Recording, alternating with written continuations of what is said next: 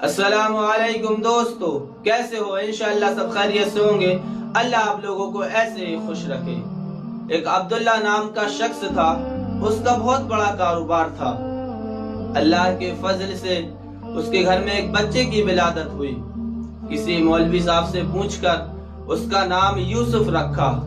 بہت ہی پیارا بچہ تھا، اس کے چہرے سے نور جھلک رہا تھا۔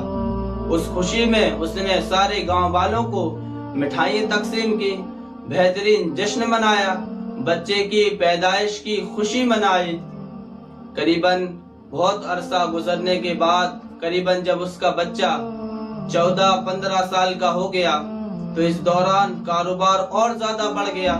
رات میں یوسف کی والدہ یوسف کو درس دے رہی تھی۔ وہ کہہ رہی تھی، میرے بیٹے یوسف، اللہ ہمیں کھلاتا ہے تو ہم کھاتے ہیں۔ یوسف نے کہا کہ اگر ہم نہ کھائیں تو اللہ ہمیں کیسے کھلا دے گا؟ یوسف نے کہا کہ چلو ٹھیک ہے، آج رات کا میں کھانا نہیں کھاتا، میں بھی دیکھتا ہوں کہ اللہ مجھے کیسے کھلاتا ہے۔ لیکن ماں کا دل کیسے مان جاتا کہ بچہ کھانا نہ کھائے؟ تو ماں بار بار اصرار کرتی رہی کہ بیٹے اللہ ہمیں کھلاتا ہے تو ہم کھاتے ہیں، چل میرے بیٹے کھانا کھا لے۔ بار بار اصرار کرنے کے بعد جب وہ یوسف پریشان ہو گیا تو گھر سے نکل کر قبرستان پہنچ گیا اور ایک قبر کے بازو سے چادر بچھائی اور اس پر لیٹ گیا۔ لیکن ماں کا دل کیسے مان جاتا؟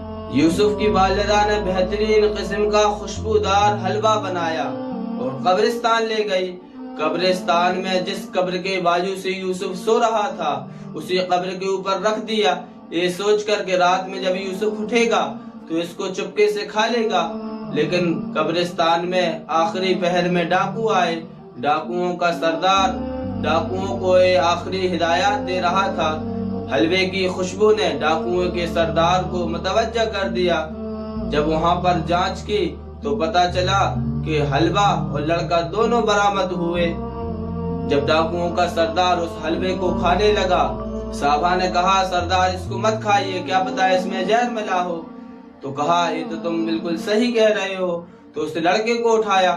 ڈاکوؤں کے سردار نے یوسف سے کہا کہ چل بچے اس حلوے کو کھا۔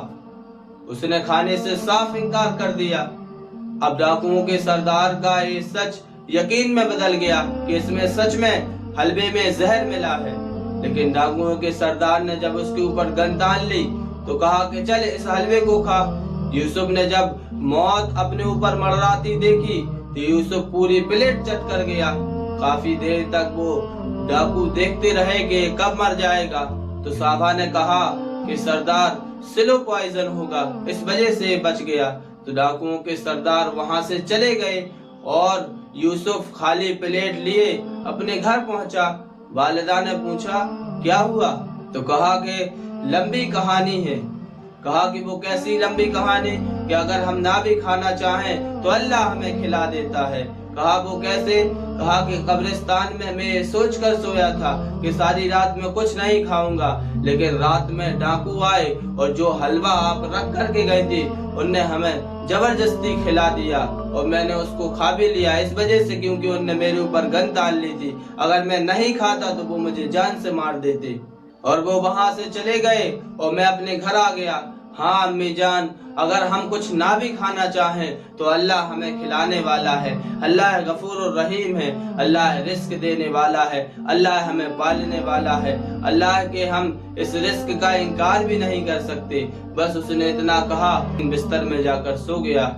اللہ سے دعا ہے کہ ہمارے رزق میں بے شمار برکتیں عطا فرما، ہمیں نیک راہ پہ چلنے کی توفیق عطا فرما، ہمیں اپنے خدا پہ سچا یقین رکھنے کی توفیق عطا فرما۔ تب تک کے لیے ساری امت کے لیے، ساری انسانیت کے لیے، ساری مانوتا کے لیے، ہمارے پیارے ملک بھارت کے لیے دعائے خیر کرے۔